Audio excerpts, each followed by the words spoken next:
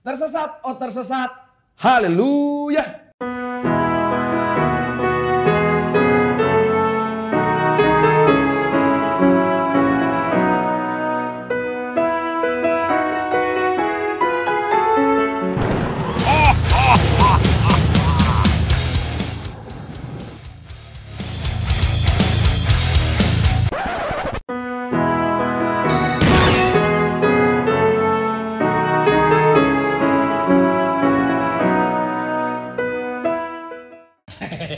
Nyanyi lagi nih. Enggak dong, jangan dong.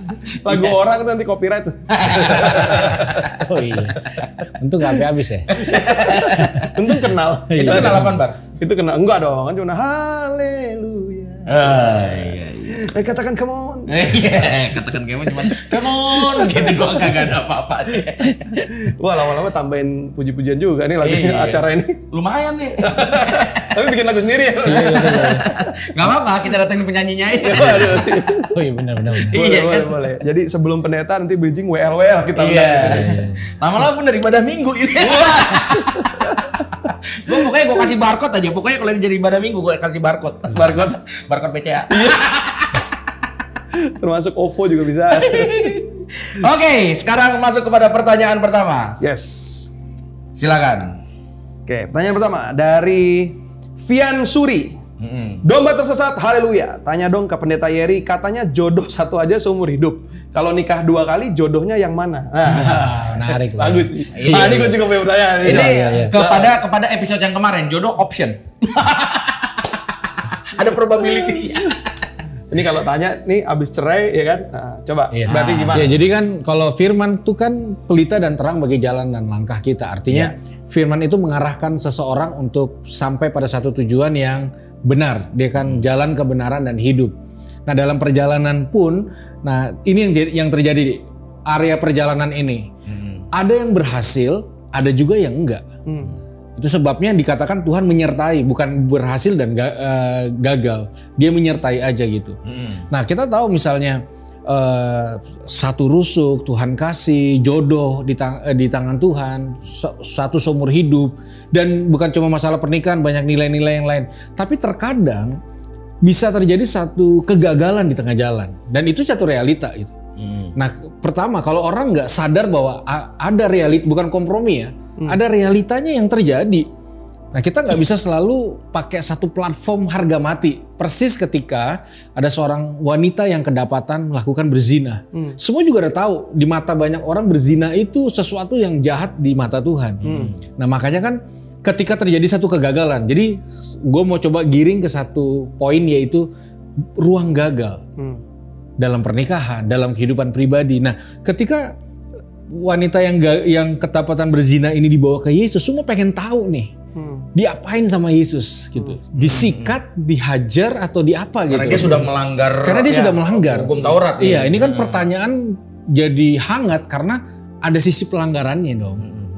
Jodoh 2 kali itu kan nikah cerai hidup cerai mati itu kan ada sisi pelanggaran tuh yang dipertanyakan. Atau emang nikah 2 aja bisa juga kan? Bisa juga. Pokoknya intinya seperti itu dan lalu ternyata Yesus melakukan sesuatu yang unpopuler saat itu. Dia tidak ngambil batu, dia tidak overreaction, dia dia membungkuk dan dia menulis sesuatu di tanah. Lalu dia katakan siapa yang belum pernah buat dosa, silakan lempar dulu. Artinya justifikasi benar salah itu sebenarnya tidak diletakkan pada manusia, bukan di kita. Fokus Yesus adalah pertobatan sejatinya. Jadi tapi kan kita nature manusia nggak suka dengan esensinya. Kalau bisa orangnya kita tolak, dosanya kita blow up supaya ini menjadi. Ini hari ini sekali ya SJW ya. Iya. Hari ini SJW itu. Lalu. Dosanya kita taruh di lambe turah. Iya. Jadi yang diperbincangkan itunya. Nah sebenarnya kalau Yesus asal orang ini dapat hati untuk ingin bertobatnya dan kembali kepada cintanya Tuhan, itu udah satu langkah progres meskipun penyelesaian akhirnya belum bisa atau belum ada satu keputusan final yang menyenangkan banyak hal. Contoh misalnya ketika dia nikah, abis itu dia selingkuh terus dia nikah lagi, terus dia bertobat, selingkuhannya juga bertobat, istrinya juga bertobat, ya kan kembali ke semua yang kenal Tuhan. Nah ini gimana cara balikinnya? Betul. Mana yang benar sebenarnya? Iya, betul. Iya kan? Jadi kalau gitu sebenarnya yang pertama adalah bagaimana memastikan semua dulu kembali kepada pertobatan yang sungguh-sungguh. Nah waktu orang dalam satu pertobatan sungguh-sungguh, maka Tuhan leluasa mendirect. Nah directnya dari yang mereka ini. Kalau idealis ya nggak usah diajarin lah. Benar salah kita udah dari bocah udah. Tapi kalau dibalik perspektifnya, ada kasus nih contohnya gitu ya. Ada seseorang pasutri gitu ya. Ada seseorang dari pasutri yang bertahan walaupun di toxic relationship, dia udah tahu suaminya melakukan hal yang salah terus tapi dia stay karena dia merasa janjinya dia sama Tuhan adalah untuk menjadi istri yang baik mendampingi ini. Dia punya value bahwa dia itu janjinya sama Tuhan. Gitu. Tapi dia draining gitu. Dia draining terus tapi dia berusaha kuat. Tuhan kuatkan aku atas janjiku semua. Itu gimana? Iya, jadi gini, misalnya gue kasih satu contoh praktis. Misalnya gue di posisi itu. Kalau gue ngelukain istri gue dengan sedemikian rupa ya. Lalu istri gue nggak membalas dengan cara yang sama, tapi yang dia lakukan adalah tiap malam masuk kamar, duduk berdoa dan doain gue, fix gue dalam masalah besar. Karena ada unsur Tuhan di dalam dua orang itu. Ketika toksik yang istrinya di KDRT terus dan dia berusaha bertahan, maka kedaulatan Tuhan akan fix berurusan dengan sang suami tersebut. Entah gimana realistis yang terjadinya, tapi pasti ada unsur Tuhan karena hubungan kan berdua. Gak bisa kita beridealis, saya pegang pokoknya janji pernikahan apapun yang terjadi. Loh kalau suaminya nggak mau, kalau istrinya nggak mau, dia ya sudah. Jadi akhirnya personality itu menjadi satu poin penting dalam pernikahan. Meskipun keputusannya bisa berbeda. Berarti kalau belum terjadi ya memang belum aja ya gitu? Iya. Oke, buat yang jomblo-jomblo yang nggak ngerti obrolan ini, silakan swipe Tinder abis ini ya. Nah, lu buat kalian yang pacaran juga swipe aja dulu. Tapi buat yang pacaran juga, apalagi kalau dari pacaran justru malah lebih bagus gitu. Banyak yang terjebak di toxic relationship tapi nggak berani keluar juga. Justru pacaran tuh momen terbaiknya untuk memutuskan lanjut apa enggak. Karena kalau sudah nikah ada istilahnya, udah kalau salah nih ngunyah silet seumur hidup. Ngunyah silet. Jadi kalau pacar lu udah toksik, silahkan langsung selesaikan. Ya putuskan aja. Waktu belum nikah dong, itu kan haknya. Tapi tolong memutuskan jangan di ghosting anak orang, kasihan. Mutusinnya jelas-jelas ngomong gitu. Ada yang begitu, tiba-tiba langsung ghosting, hilang di WA udah nggak bisa. Tapi kalau toksik tuh harusnya korbannya yang keluar duluan. Ya dong. Kalau toksik harusnya korbannya keluar duluan. Kan kadang yang susah tuh dari toxic relationship adalah korbannya tuh nggak berani keluar, nggak berani exit. Tapi kalau sekali Anda disakiti itu korban. Tapi kalau berkali-kali disakiti masih di situ aja. Relate banget ceritanya. Iya. Kalau sudah berkali-kali masih di situ-situ aja, itu namanya volunteer. Nah tapi itu kadang itu yang bikin kadang itu yang bikin nyebelin.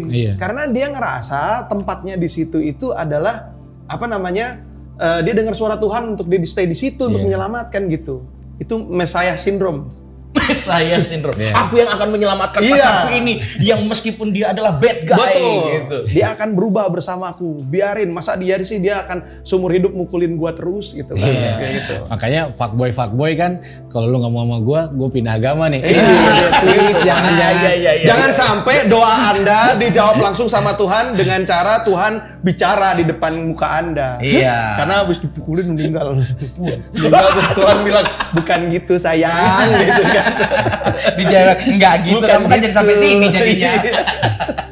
Terlambat. Iya. Ya, silahkan pikirkan kembali hubungan Anda hari ini. Ini jadi atau kirim link ini ke pasangannya. Nah, kirim link ini ke pasangannya. Masuknya ke mertua. Biar mertuanya bantu. Biasanya mertua sih nggak cocok sama bini. Lu gitu ya? Oke, ya selanjutnya. Makanya gue bilang dari tadi, untuk ini relate banget kayaknya. Ini mah istilah volunteer kayaknya dia menjadi satu dengan bahan materi hari ini. Jadi gue tag istri lo deh. Iya. Halo Mami. Nih ada lagi nih, kalau yang berbicara mengenai Bentar ya. Nah, ini dari Andreas Nagamas. Tersesat oh tersesat. Apa hukumnya bagi orang Kristen yang menjadi hakim padahal dilarang untuk menghakimi sesamanya manusia? Ini masih mengenai penghakiman nih. Ya kalau ini susah jawabnya karena Kebetulan. yang SJW kan banyak ya. Itu hakim tanpa dilantik itu dong. SJW itu adalah bahasa manisnya SJW. Yang susah kan adalah karena yang orang yang nggak suka sama SJW juga nggak bunyi. Ada, ikuti SJW News di MLI. Linknya ada nih. Ada linknya. Promo. Gimana? Apalagi anak-anak muda sekarang. Yeah. Saya dalam satu judging, kedua point of view dia itu harus benar sehingga menutup kemungkinan karakternya dia itu menjadi ada hal yang positif. Jadi kalau intinya nih kalau misalkan ada satu poin perspektif dari lu yang si SJW ini nggak suka, berarti lu tuh udah pasti salah deh. Karakter yang salah gitu pokoknya. Di sini nggak ditulis SJW. Iya, tapi kurang lebih begitu kan sehari-harinya gitu kan. Iya, benar-benar. Ya kalau dia sebagai profesi dulu ya, profesi hakim ya. Ya, profesi hakim. Nah, kalau di ini lebih bagus nih, ya, profesi hakim. Profesi ini hakim dong, memang beda. Profesi hakim kan ada pengacara, dia kumpulin data dulu. Kalau ini kan asal ada TikTok bahasa langsung ini soalnya. Pelepasan dulu terhadap SJW. Nah, kalau profesi memang di Roma 13 itu pemerintah itu salah satu representatif Tuhan. Ya. Jadi salah satu perpanjangan dari penghakiman yang Tuhan lakukan di muka bumi ini adalah lewat otoritas yang ada dalam pemerintahan, dan itu memang dijelaskan itu wakil Tuhan. Itu sebabnya pembahasan tentang hukuman mati contohnya, ya kan, bertentangan dengan mengambil hak orang, tapi ada otoritas yang memang Tuhan kasih ke pemerintah. Nah, tapi ada sebuah kesalahan ketika seseorang merasa punya nilai lebih haknya lebih ada dibanding orang lain sehingga melepaskan satu judgement. Kenapa? Jangan menghakimi itu penting banget. Penting banget sebenarnya bukan untuk menjaga orang lain, menjaga karakteristik kita, karena waktu kita memutuskan untuk menghakimi sebenarnya ada sesuatu yang miss di dalam diri kita sendiri. Gitu loh. Ada harusnya yang tempatnya tidak tepat gitu. Pertama, ya jelas kesombongan. Makanya tidak pernah ada nats yang berkata supaya manusia saling berkuasa atas sesama manusia. Gitu. Yang ada saling melayani, saling mengasihi, menempatkan diri satu level lebih tinggi di hadapan Tuhan, sehingga punya hak. Ini ya poinnya di sini, hak untuk menentukan benar salah, dosa enggak, jahat enggak. Itu adalah sebuah kesalahan yang jelas-jelas nggak akan valid. Apapun yang diomongin, kalau dasarnya dari sumur karakter hati yang nggak baik, maka itu akan jadi sesuatu yang blunder. Ya, nggak bisa dijustifikasi, nggak bisa. Tapi itu banyak terjadi di netizen Indonesia. Iya. Apalagi kalau sudah yang menghakimi, di bawahnya komentarnya adalah yang mendukung penghakiman tersebut. Iya. Wah, banyak banget tuh kayak gitu. Kadang-kadang cuma ikut-ikutan doang, nggak tahu konteksnya apa. Iya. Dan kadang-kadang juga orang ini anonim berani. Nah, jadi dia bot anonim. Iya, jadi dia tuh krisis identitas gitu. Iya. Kan Tuhan kasih kita identitas supaya kita nggak anonim. Iya. Kadang-kadang orang berani maju, berani ngelempar sesuatu karena dia melindungi identitas aslinya. Sebenarnya itu akan merusak. Satu saat dia akan punya sistem cara melihat orang. Iya. Pasti nggak akan valid. Dia nggak mungkin dapat semua kebenaran secara valid, dan kayaknya nggak bakal ada temen lah. Siapa mau temenan dengan orang yang makanya pakai anonymous ya. Iya. Pas sudah kayak gitu, pas dilihat cuman artis Korea doang profile picture-nya. Abis itu digembok Instagramnya. Iya, kan? Nggak pernah ketahuan siapa Anda itu. Ya, oke. Berarti jangan menjadi hakim sendiri baik di dunia sosial media. Tapi kalau kalian, ini banyak saudara-saudara gini yang menjadi hakim. Sesuai dengan hakim benar. Hakim betulan. Nah, kalau kalian saudara-saudara gitu nggak masalah. Karena perpanjangan tangan Tuhan. Betul. Kalau cuman ada yang teriak maling terus ikut gebukin, itu bukan ya? Bukan. Itu emang pengen viral aja lo di sosial media lo. Pengen ikut-ikutan. Apalagi lu yang videoin, orang lagi digebukin, lu videoin. Ngapain lu videoin? Bukannya bantuin orang. Buat barbuk dan viralnya di gua. Katanya gitu. Viralnya di Lambe Tura. Iya. Tetap yang viralin Lambe Tura. Oke, kalau begitu Kali ini hanya 2 pertanyaan karena memang kalau pertanyaan sama Patrick ini bahasannya panjang-panjang ya. Iya. Soalnya gue tuh banyak juga pertanyaan kayak gini-gini. Karena gue tuh percaya apa yang diajarkan di hari Minggu itu untuk mempersiapkan kita di hari Senin sampai Sabtu. Oh gitu. Ya. Karena yang kita disiapkan itu untuk menghadapi kehidupan sehari-hari. Dan kehidupan sehari-hari itu abu-abu. Tidak ada putih dan tidak ada hitam. Iya. Dan tidak ada pendeta di sebelah kita. Iya. Jadi pilihannya ada di kita. Makanya domba tersesat hari Minggu kan. Iya. Betul kan? Bilang kasihilah sesamamu gitu kan. Saya sudah mengasihi, dia narkoba. Oke, mari kita berikan doa pelepasan kepada Patrick atas kepahitannya. Shalom. Ikuti doa saya, Dek. Iya.